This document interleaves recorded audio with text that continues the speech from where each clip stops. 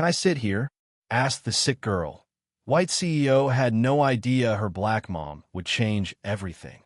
Ethan Cole lifted his gaze from his espresso, its steam rising untouched into the air, much like his morning. A small girl, who couldn't have been more than 3, stood by his table. She clutched a well-loved teddy bear in one arm, while her other hand tugged at the brim of a pink knit hat settled firmly on her head. Her large, glassy eyes were shadowed with exhaustion but held a soft, innocent light. Her cheeks were drawn and pale, and a deep weariness was evident in her posture. He took note of the hat and the conspicuous lack of hair peeking from beneath it. He blinked, taken aback. It had been a very long time since anyone had spoken to him with such directness, especially a child.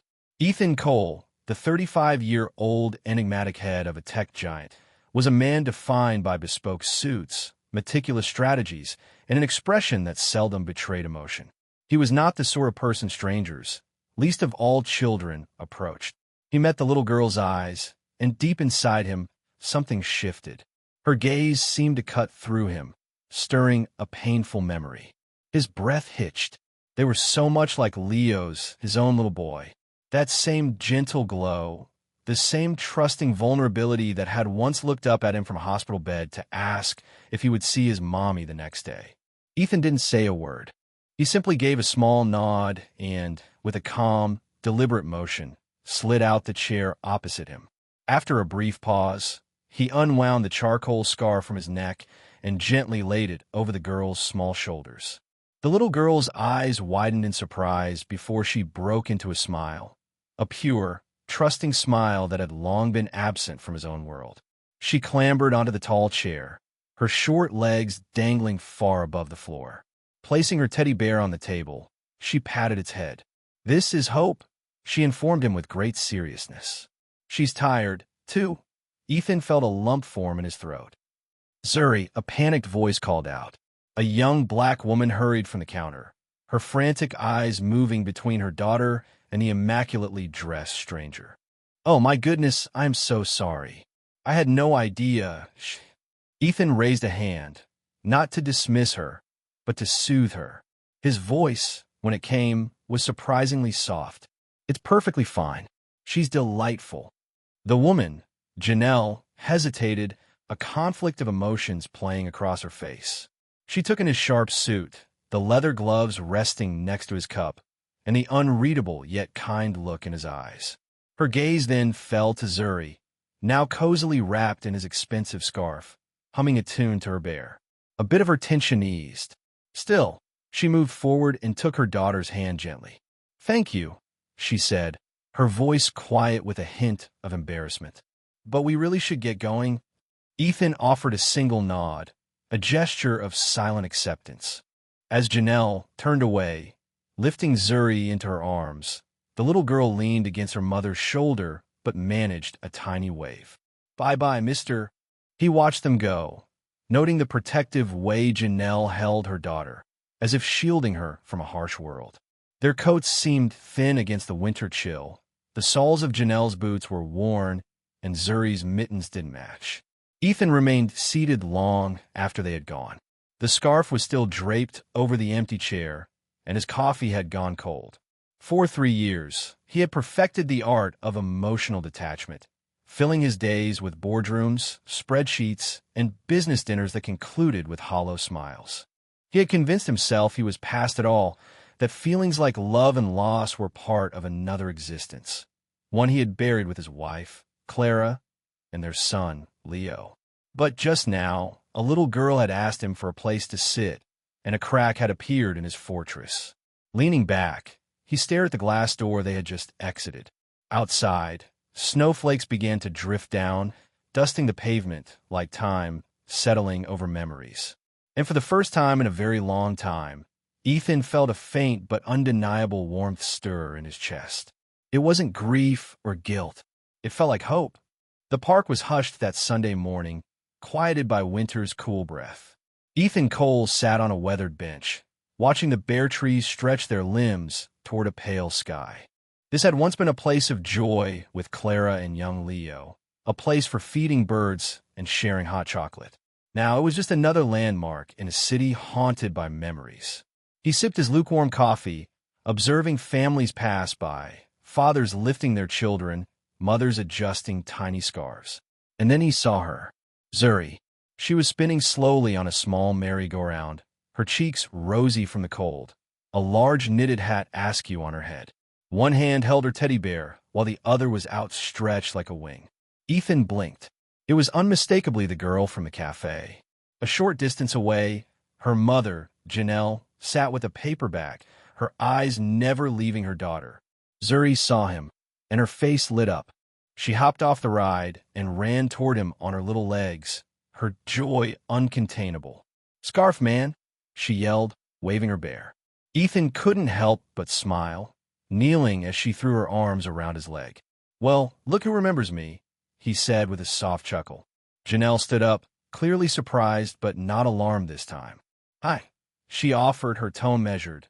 Ethan Rabulia gently. "She certainly has a good memory." "She remembers kindness," Janelle corrected, a slight blush on her cheeks. "I brought something," he said, pulling a small bag from his coat. He presented Zuri with a chocolate-dipped ice cream cone. Her eyes went wide with glee. Janelle started to protest. "It's so cold out." "Ice cream is still ice cream," Ethan countered with a small grin. She laughed, the sound genuine and warm. "You're not wrong there."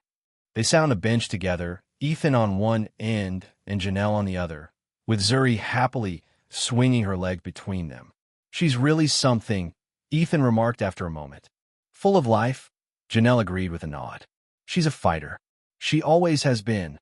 Ethan glanced at her. "If you don't mind me asking, what is her condition?" Janelle let out a soft sigh. "Leukemia. We've had a year of hospitals, chemotherapy, and very long nights." She paused, her gaze distant. "I studied early childhood education. My dream was to teach kindergarten. Then I got pregnant. Her father left before she was even born. Since then, I've been cleaning houses, waitressing, whatever pays the bills." Ethan's throat grew tight. Her voice held no trace of bitterness, only a quiet, resolute strength that reminded him so much of Clara. "She's very lucky to have you," he said sincerely. Janelle shook her head. "Most days I feel like I'm failing her." "You're not," he insisted. Zuri was now trying to chase a pigeon, her laughter bright and carefree. "I had a son," Ethan heard himself say, the words coming out unexpectedly. "Now, he would be 5 now." Janelle turned to look at him fully. "My wife, Clara, passed away from ovarian cancer 3 years ago. Leo, he was killed in a car accident with his nanny 2 years later. I was in London on business when I got the news." "I'm so sorry," Janelle whispered, her voice full of empathy. "I haven't said that out loud in a long time," he admitted. "I just bury myself in work." "It was easier." Janelle gently rested her hand on his, a quiet, grounding gesture. "I see them in you and Zuri," he confessed. "That same strength that will defy." They watched as Zuri started to climb a small slide. Ethan stood instinctively, ready to catch her. As she slid to the bottom, he was there to scoop her up gently. "Careful, princess," he said, brushing a bit of snow from her coat. Zuri beamed up at him. "You sound like the daddy in my dreams." Ethan's eyes filled with tears. He turned away quickly so she wouldn't see him wipe them away. The snow began to fall again, soft and silent, like memories finally coming home. After that morning in the park, Ethan found himself at the coffee shop more frequently. Nothing was ever planned, but around 10 each morning, he would enter and take the table by the window. The chair across from him was rarely empty for long. "Skaufmann." Zuri would cry out the moment she saw him. She would run ahead of her mother to wrap her arms around his leg or hold up a small hand for a high five. Ethan, once so guarded and remote, would respond with a quiet but genuine smile. Janelle would follow, her initial hesitation slowly melting away. She would greet Ethan with a nod or a small smile, at first choosing a separate table. But as time went on, her defenses softened.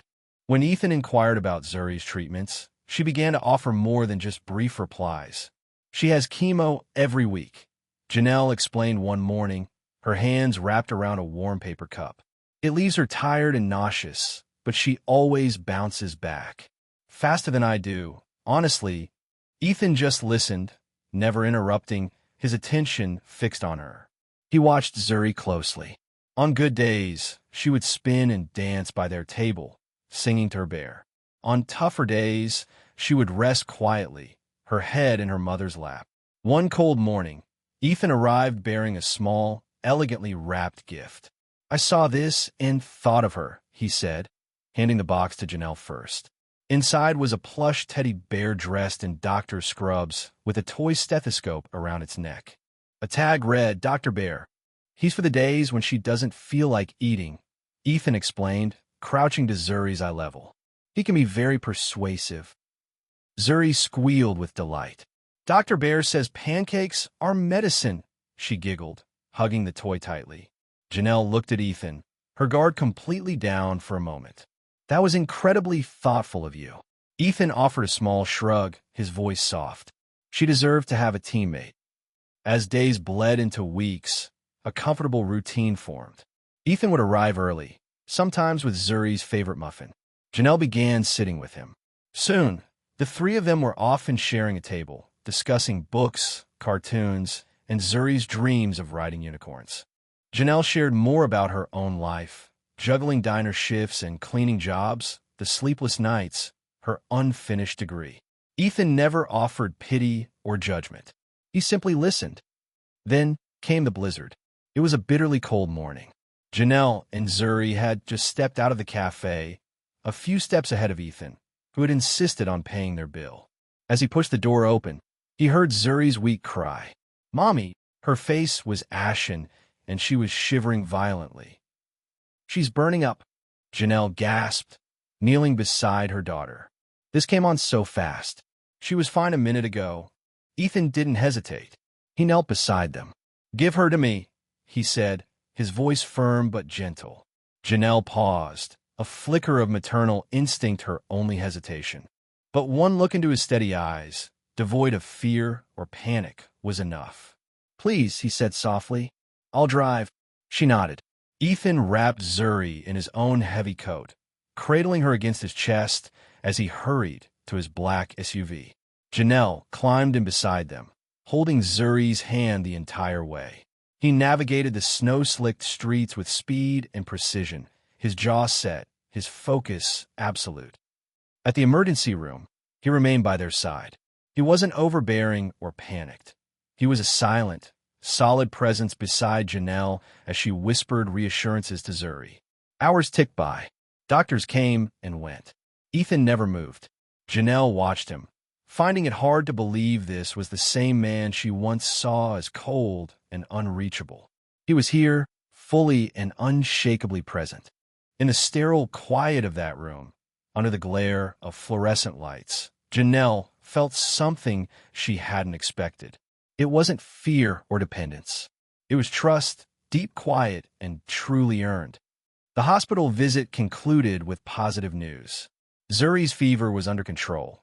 The doctors explained it was a harsh but not uncommon side effect of her chemotherapy. That evening, Janelle thanked Ethan, her voice soft with sincerity. He simply nodded and offered to drive them home, an offer she declined. Some burdens she still felt she had to carry alone. Days later, as Janelle was preparing for Zuri's discharge, her world shifted on its axis.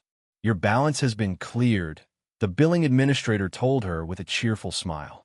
"Mr. Cole took care of it all." Janelle froze. "What?"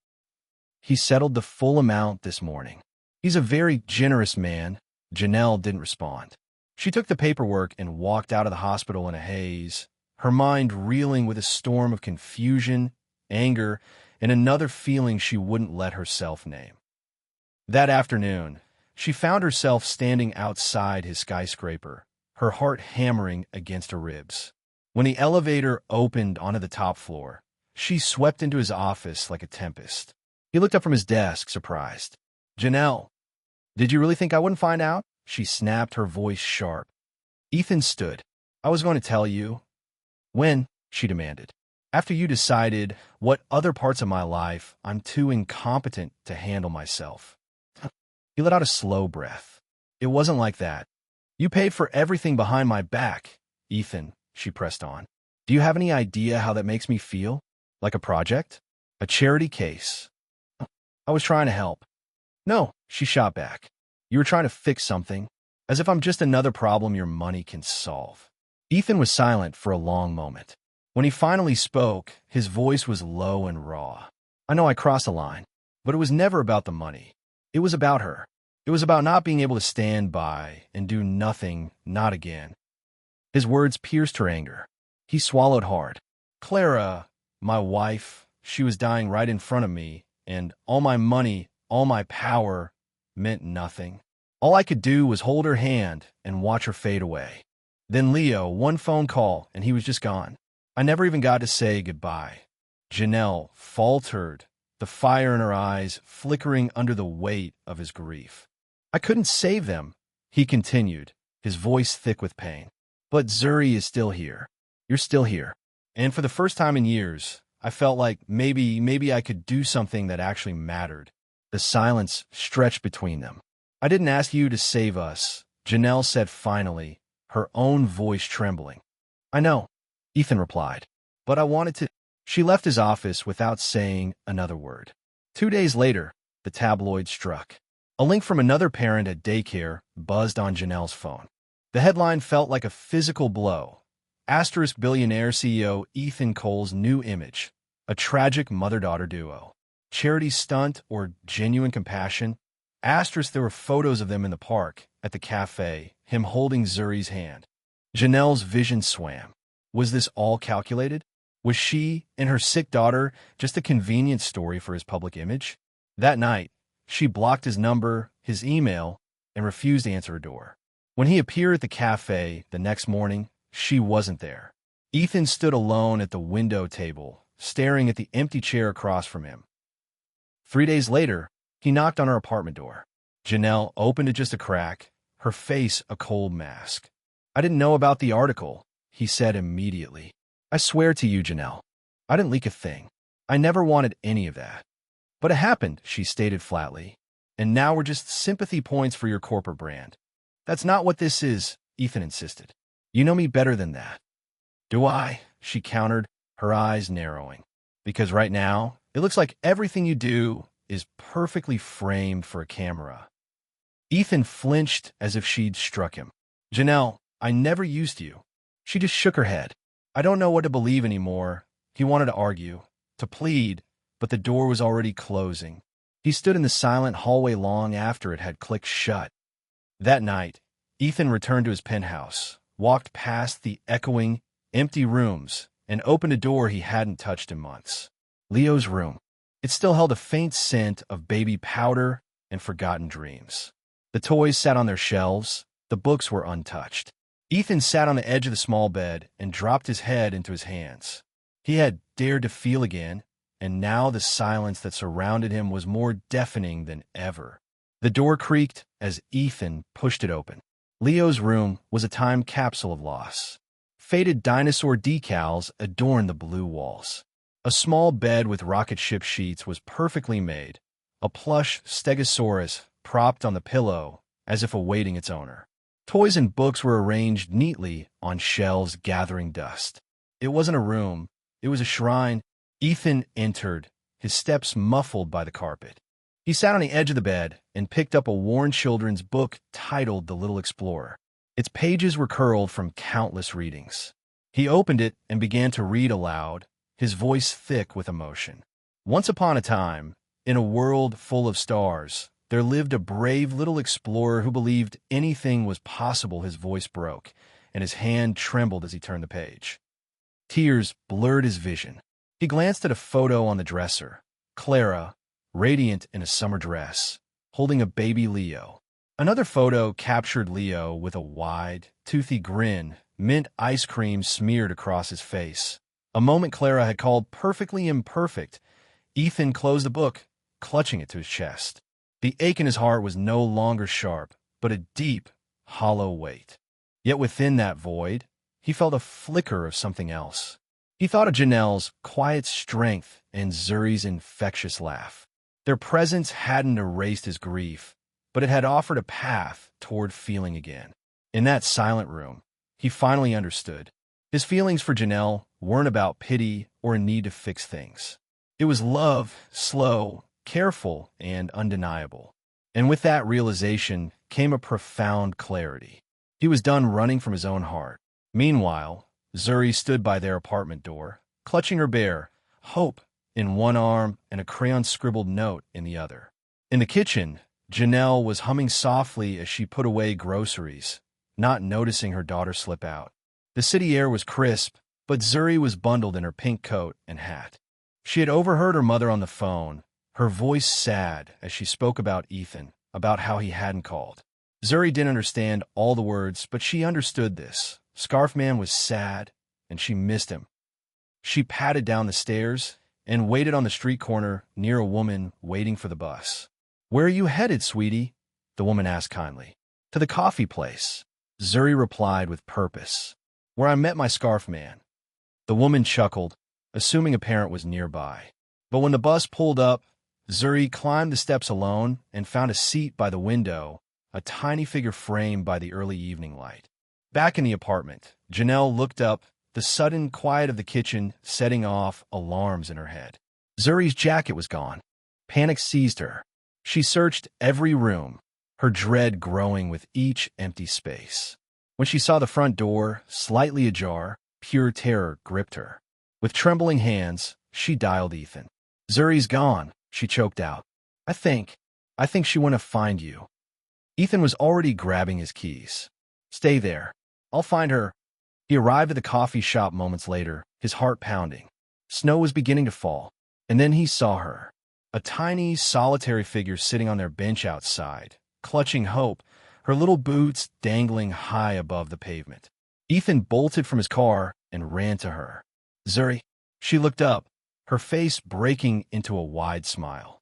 "I came to find you. Mama said you were gone."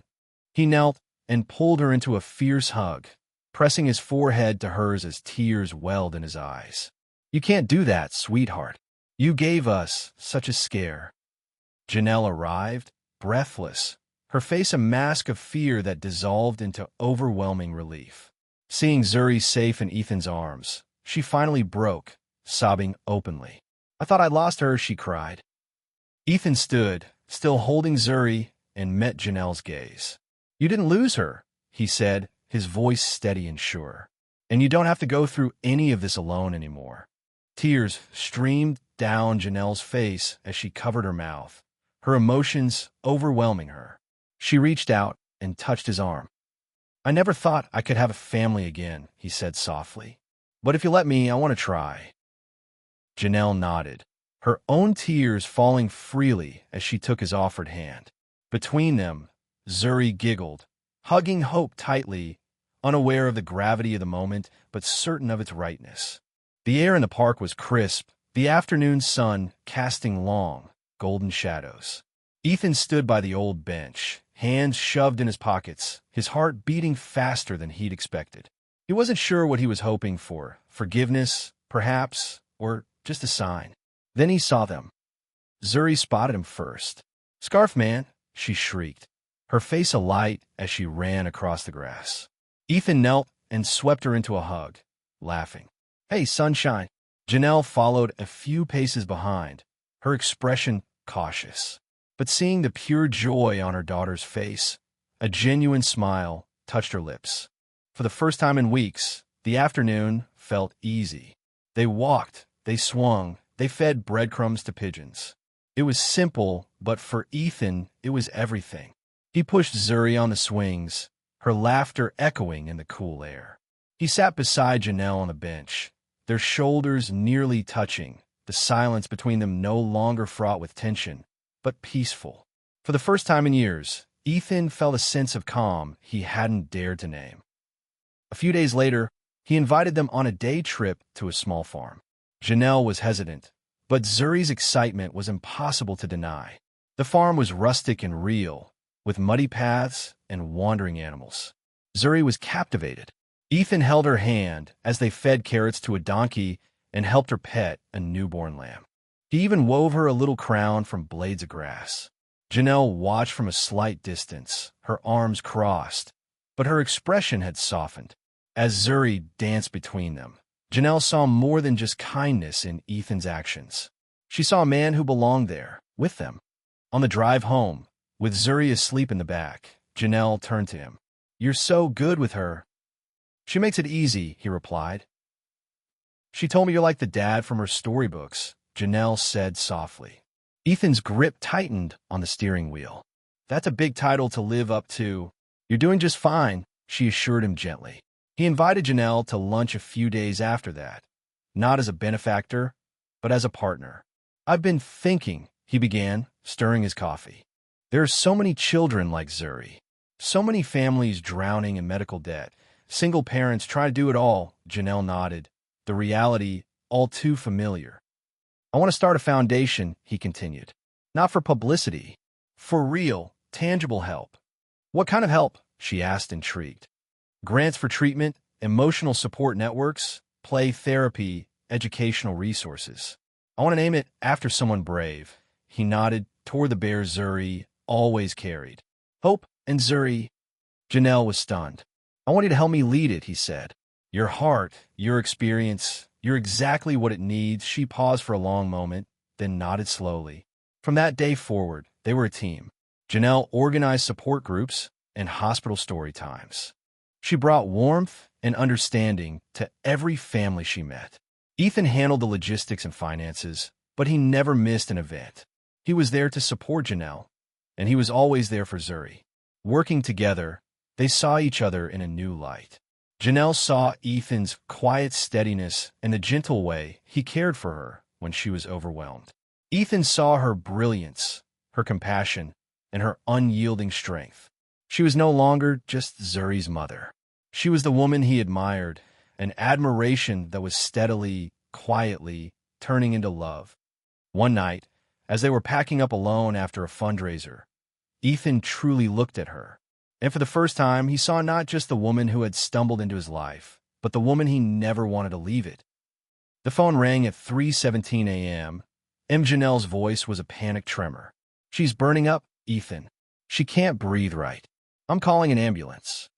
Ethan was already pulling on his coat. "I'll meet you there." At the hospital, they were engulfed by controlled chaos.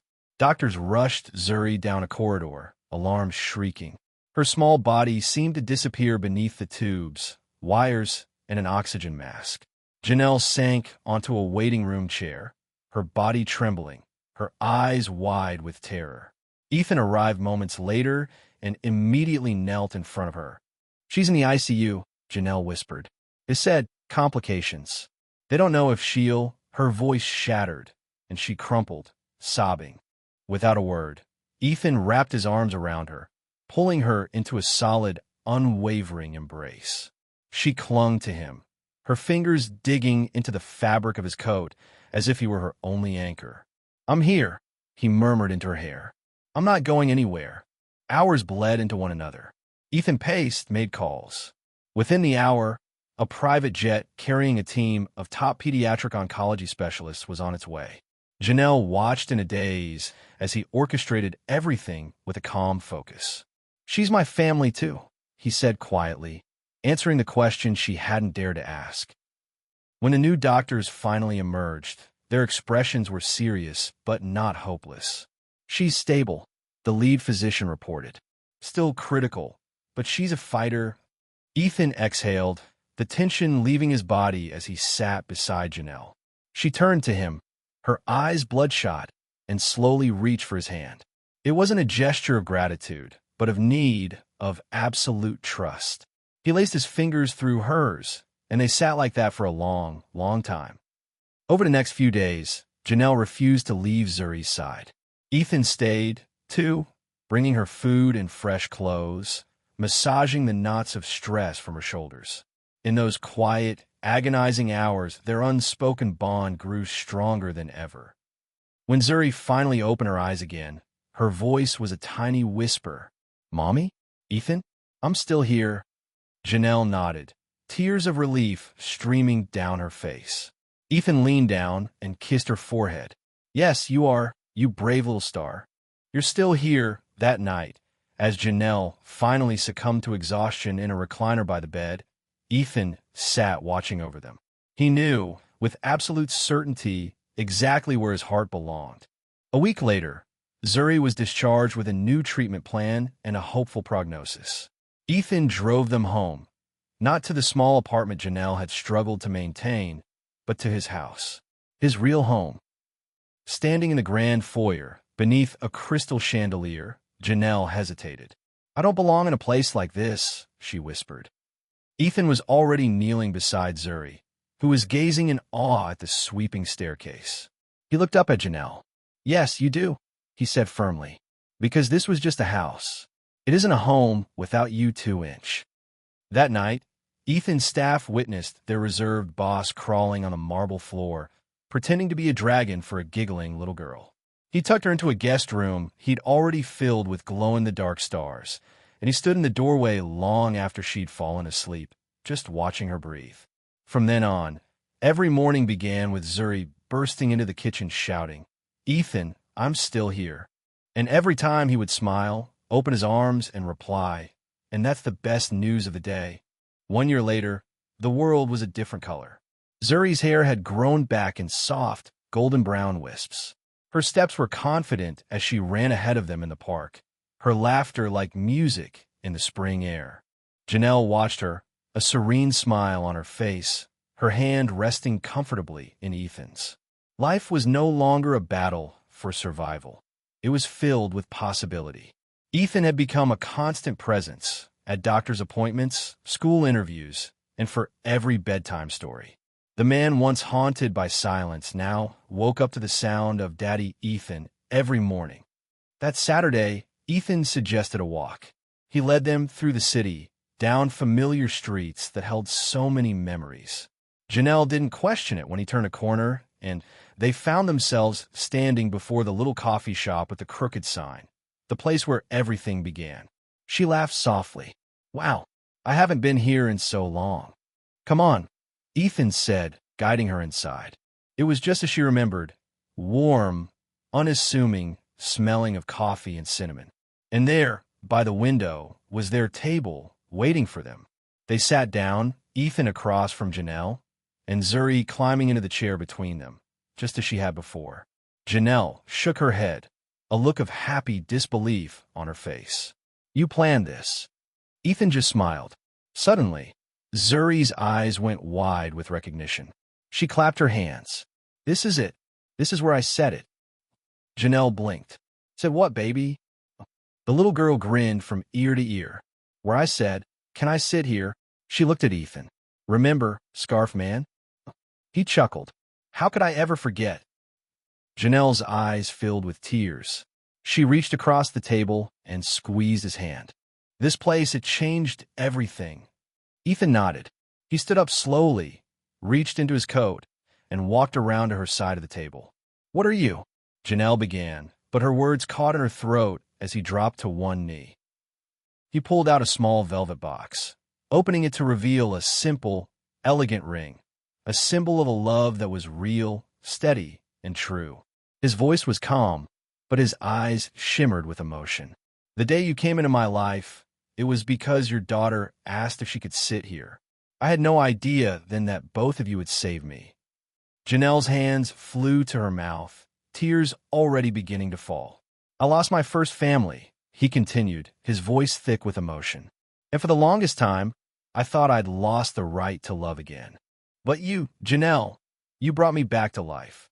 You and Zuri taught me how to hope." He glanced at Zuri, who was watching them with wide, knowing eyes, then looked back at Janelle. "I know life offers no guarantees, but I'm sure of one thing. I want to spend every moment I have left with you. All of them. Will you marry me?" Janelle couldn't speak. Her heart was too full. She could only nod, tears of pure joy spilling down her cheeks. Ethan let out a shaky breath and slid the ring onto her finger. "Mommy said yes." Zuri shrieked, throwing her arms around both of them in a group hug. "You're going to be my daddy for real." A few patrons in the cafe began to applaud softly. The barista smiled from behind the counter. Sunlight streamed through the window, bathing the small family in a golden glow. Outside, the city moved on oblivious. But for Ethan, Janelle, and Zuri. Time had stopped just long enough to seal a promise that began not with a grand declaration, but with a simple, heartfelt question. Can I sit here?